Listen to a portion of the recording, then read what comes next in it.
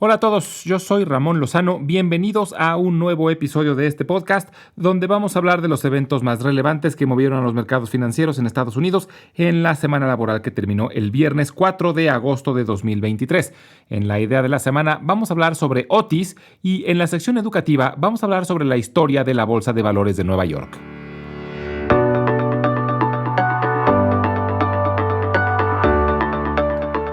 Se terminó julio y con eso terminaron 5 meses consecutivos de ganancias para la bolsa, pero agosto arrancó de forma negativa.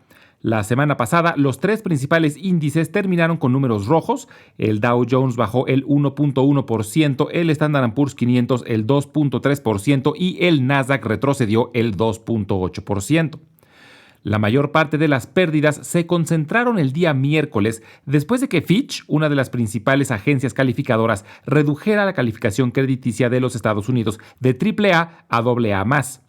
Fitch ya había puesto la calificación crediticia estadounidense en vigilancia negativa, cuando recientemente surgieron las tensiones por el incremento del techo de la deuda. Pero su decisión fue inesperada, sobre todo porque ya tiene más de 2 meses que se elevó el techo de la deuda.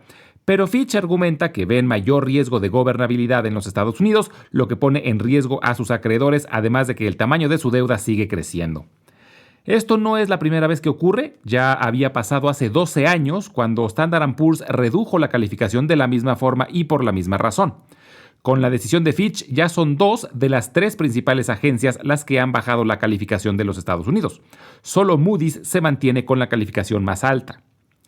Y esta decisión causó una fuerte caída en los mercados, aunque en realidad no es demasiado relevante, por lo menos no en el corto plazo. Sí se sabe que la deuda de los Estados Unidos es enorme y no deja de crecer, pero la reducción en la calificación es solo una especie de recordatorio. Por sí sola no tiene por qué causar ningún efecto en la economía. En otros países, cuando la calificación baja, suele hacer que suban las tasas de interés y les salga más caro la deuda.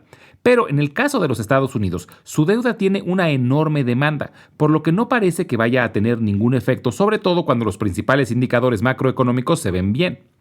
Más bien parece que después de 5 meses positivos para la bolsa, muchos inversionistas usaron esta noticia como pretexto para asegurar ganancias y vender parte de sus portafolios.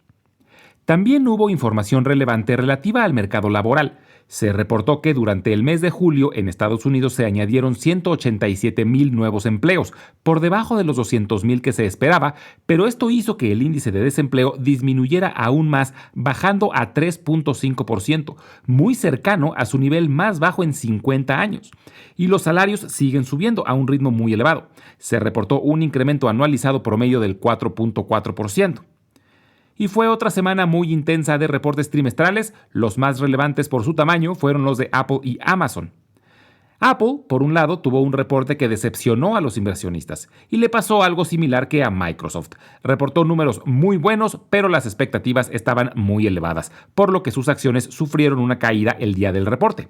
Pero reportó números gigantescos. Sus ventas totales fueron de más de 81,000 millones de dólares en 3 meses. Es más de lo que valen empresas como Ford, General Motors, FedEx o Target, y eso es lo que Apple vendió en 3 meses.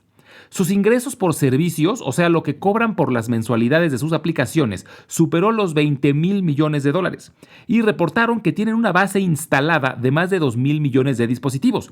Es decir, que hay más de 2,000 millones de dispositivos Apple actualmente siendo usados a nivel mundial. Dispositivos a los que les venden aplicaciones y que eventualmente los usuarios cambiarán por un modelo nuevo. Entonces, al igual que Microsoft, fue un reporte muy bueno, pero por debajo de la expectativa, por lo que las acciones sufrieron pérdidas, pero sigue mostrando mucho músculo. Y la estrella de la semana fue Amazon. Amazon tuvo muchos problemas después de la pandemia, fue una de las empresas que más se benefició durante el encierro e invirtieron demasiado en crecer sus bodegas para reparto de productos y contrataron demasiada gente para logística. Pero al terminar la pandemia, ahora esa inversión no estaba dando frutos, lo que les generó fuertes pérdidas, y sus acciones fueron de las más golpeadas entre las empresas grandes. Pero este trimestre mostraron que están enderezando el barco y regresando a la senda del crecimiento, liderado por sus servicios de computación en la nube, llamados Amazon Web Services. Las acciones de Amazon brincaron más del 10%. Pero aún así se encuentran lejos de su máximo histórico marcado a finales de 2021. Aún tienen que escalar otro 30% para llegar. También reportaron empresas desarrolladoras de chips y ahí tuvimos resultados mixtos. AMD estuvo entre las mejores, sigue confirmando que tiene un sólido segundo lugar en el desarrollo de chips de alto desempeño después del líder que es Nvidia. Pero Qualcomm decepcionó, sobre todo por una desaceleración en la demanda de sus chips para teléfonos celulares. Empresas relacionadas al turismo en general reportaron muy buenos números. Marriott, Airbnb, Expedia y Norwegian Cruise Line todos reportaron mejor de lo esperado, pero empiezan a mostrar preocupación por el futuro. Se han beneficiado enormemente desde que terminó la pandemia, pero algunos consideran que la demanda puede estar llegando a un pico. Con esto ya han reportado más del 84% de las empresas del Standard & Poor's 500 y el balance ha sido positivo, más del 65% han reportado mejor de lo esperado. Esta semana la inflación regresa a ser el centro de atención. Se reportarán dos de los índices más monitoreados, que son el índice de precios al consumidor o CPI y el índice de precios de productores o PPI. También habrá información sobre el mercado de la vivienda, que es uno de los componentes que más presión le ha puesto a la inflación y que según algunos analistas, el costo de la vivienda relativa al salario está en su peor nivel en más de 30 años. Y ya se empieza a desacelerar la cantidad de reportes trimestrales, pero durante la semana vale la pena monitorear los de Tyson Foods, Wendy's, Beyond Meat, UPS, Alibaba, Disney, Wynn Resorts, Ralph Lauren, Six Flags, Eli Lilly, Celsius Holdings, Barrick Gold y Coterra Energy. En la idea de la semana vamos a hablar sobre Otis. Su símbolo es OTIS. Sistemas de plataformas para subir y bajar se han usado por miles de años, pero los más comunes consistían en una cuerda con un arreglo de poleas, pero si la cuerda se rompe, la plataforma cae de forma muy violenta, causando fuertes accidentes. Por esta razón, prácticamente no eran usados para personas. Esto cambió a mediados del siglo XIX, cuando Elisha Otis inventó el Safety Elevator, o el elevador de seguridad. Elisha Otis trabajaba como mecánico para una empresa cuando tuvo la idea de instalar una plataforma que pudiera subir y bajar materiales de forma más eficiente que por las escaleras. Y junto con sus hijos ideó una forma de evitar que la plataforma cayera en caso de que la cuerda se rompiera. Elisha y sus hijos decidieron independizarse y fundar una empresa de elevadores llamada Union Elevator Works, que posteriormente cambió su nombre a Otis Brothers & Company. Pero prácticamente no tuvieron ventas durante los primeros meses, hasta que en 1853, en la Feria Mundial que tuvo sede en Nueva York, presentaron su invento, donde Elisha Otis se subía a una plataforma que era elevada con una cuerda. Posteriormente, uno de sus ayudantes cortaba la cuerda con un hacha, y ante cientos de espectadores, la plataforma solo bajaba unos centímetros antes de detenerse por completo. La presentación de Otis tuvo un enorme impacto, gracias al cual las personas empezaron a sentirse más seguras subiéndose a elevadores, lo que permitió que se construyeran edificios cada vez más altos. Los elevadores seguros literalmente revolucionaron la arquitectura y permitieron la creación de las ciudades modernas. Y la empresa de Otis despegó y se volvió la referencia en elevadores seguros. Es la empresa que ha instalado los elevadores en edificios icónicos como el Empire State, la Torre Eiffel, las Torres Petronas, el Burj Khalifa, etc.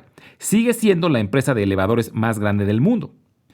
Otis Brothers & Company siguió innovando para mejorar la comodidad, seguridad y eficiencia de sus elevadores. Por ejemplo, inventaron mecanismos de tracción sin engranajes, lo que permitió llegar a mayores alturas. También inventaron los elevadores automáticos, lo que eliminó la necesidad de un operador, y recientemente introdujeron el sistema de monitoreo remoto con análisis predictivo para poder dar mantenimiento preventivo. Y también han entrado en el mercado de escaleras eléctricas y bandas transportadoras. En 1976, Otis fue adquirida por United Technologies, pero fue posteriormente separada de nuevo como una empresa independiente en 2020 y movió sus oficinas corporativas de Nueva York al estado de Connecticut. Actualmente se llama Otis Worldwide Corporation, aunque su nombre comercial es Otis Elevator Company. Cuenta con más de 70,000 empleados y da servicio en todo el mundo. Otis es una empresa considerada cíclica debido a que se beneficia de una economía creciente por las nuevas construcciones que requieren elevadores. Pero una parte muy importante de su negocio tiene que ver con el servicio y mantenimiento de elevadores existentes. Otis tiene más de 1 millón de elevadores en funcionamiento, lo que representa cerca del 22% de los elevadores a nivel mundial, y todos requieren mantenimiento, por lo que buena parte de su negocio es recurrente.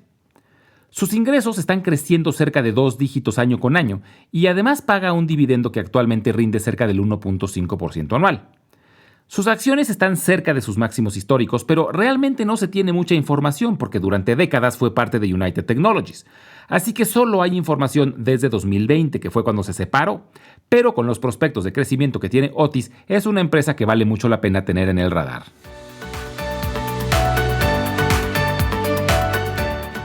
La Bolsa de Valores de Nueva York es actualmente el mercado de valores más grande del mundo por mucho. Representa cerca del 30% del mercado accionario global. No es el mercado de valores más antiguo de los Estados Unidos, el más antiguo es el de Filadelfia, pero sí es por mucho el más grande y valioso. Sus orígenes se remontan a inicios del siglo XVII, cuando personas provenientes de los Países Bajos fundaron Nueva Ámsterdam en el sur de la isla de Manhattan. Según cuenta la historia, construyeron una barda de madera para dividir su territorio, y por eso la calle se llama Wall Street, que se podría traducir como la calle de la pared o la calle de la barda. En esa zona se juntaban mercaderes para comprar y vender distintos instrumentos financieros, principalmente relacionados al comercio de materias primas como trigo y tabaco, y se solía hacer a través de subastas. Pero el 17 de mayo de 1792, 24 agentes firmaron un acuerdo llamado el Buttonwood Agreement, que regulaba las comisiones que se cobraban a los clientes y le daba preferencia a los agentes que formaban parte del acuerdo. Uno de los primeros instrumentos financieros que se comercializaron a partir del acuerdo de Buttonwood fueron los originales bonos del Tesoro de los Estados Unidos. En esa época, el recién creado gobierno tenía deudas enormes debido al costo de la Guerra de Independencia, y el primer secretario del Tesoro, llamado Alexander Hamilton, implementó una política fiscal que le permitía al gobierno emitir bonos para poder pagar sus deudas. Hamilton también fundó el Banco Central y dio incentivos para la creación de instituciones financieras privadas, lo que sentó las bases para que la recién creada Asociación de Intercambio de Valores pudiera florecer. Además de los recién creados bonos del Tesoro, la agrupación también comercializaba las primeras acciones de los Estados Unidos, que fueron de 3 bancos: el First Bank of the United States, el Bank of New York y el Bank of North America.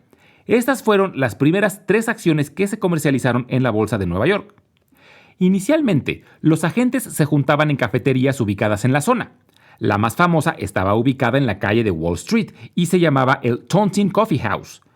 La asociación siguió creciendo hasta que en 1817 ya tenía la actividad suficiente para justificar la creación de una organización formal. Adoptaron una constitución y rentaron un espacio específico para hacer trading, ubicado en el número 40 de la calle de Wall Street. La asociación se llamaba The New York Stock and Exchange Board, lo que posteriormente cambiaría a New York Stock Exchange, lo que en español sería el Mercado de Valores de Nueva York o la Bolsa de Valores de Nueva York. En ese momento, se comercializaban cerca de 30 acciones y bonos, y originalmente funcionaba de la siguiente manera. Había un presidente en el podium y los agentes tenían una silla asignada. El presidente nombraba las acciones una por una y los agentes desde sus sillas gritaban sus ofertas, similar a una subasta pública. La organización siguió creciendo y poco a poco más empresas empezaron a ofrecer acciones para invertir en su crecimiento. Además de los bancos, empezaron a cotizar empresas de seguros y de ferrocarriles. También las ciudades y los estados empezaron a emitir bonos para invertir en infraestructura. Al término de la Guerra Civil de los Estados Unidos en 1865, el mercado de valores de Nueva York ya comercializaba más de 300 distintos documentos entre acciones y bonos, por lo que se decidió cambiar del método de subastas existente por el de puestos. Se construyó un edificio específico para comercializar valores y se crearon puestos por todo el lugar. Y cada puesto tenía asignada la comercialización de una acción o bono en específico, y los agentes podían recorrer el lugar de puesto en puesto para comprar y vender. Y en 1903 se terminó el edificio que actualmente se sigue usando como sede del Mercado de Valores de Nueva York. Y como dato curioso, este fue el primer edificio con aire acondicionado en los Estados Unidos. Los avances tecnológicos han facilitado enormemente las transacciones. Desde el invento del telégrafo, gracias al cual se adoptaron los símbolos de las acciones para facilitar la comunicación, pasando por el teléfono y actualmente el Internet. Pero aún con el uso de las computadoras, la Bolsa de Valores de Nueva York sigue teniendo transacciones en el piso de la forma tradicional. La primera vez en la historia que la Bolsa de Valores de Nueva York operó de forma 100% electrónica fue el 26 de marzo de 2020 debido a la pandemia de COVID, que mantuvo el edificio cerrado por casi 2 meses. Actualmente es de los pocos mercados de valores en el mundo que continúa con un sistema híbrido, donde la mayor parte de las transacciones se realizan de forma electrónica, pero siguen manteniendo lo que se conoce como el trading floor, lo que sería el piso de intercambio o el piso de operaciones, donde los agentes hacen la compra-venta. Sobre todo se usa para la comercialización de empresas más grandes y de instrumentos financieros más complejos. Como siempre, les recuerdo que las transcripciones de todos los episodios las estaremos subiendo al blog invertirenlabolsa.substack.com, al que pueden también acceder directamente desde la página www.ramonlog.com, y si lo prefieren, estaremos subiendo los audiogramas a YouTube, donde los pueden encontrar como Invertir en la Bolsa Podcast. Finalmente, les dejo mi correo electrónico por si tienen alguna duda, comentario o sugerencia. Es ramonlog@yahoo.com. Muchas gracias y nos escuchamos en el próximo episodio.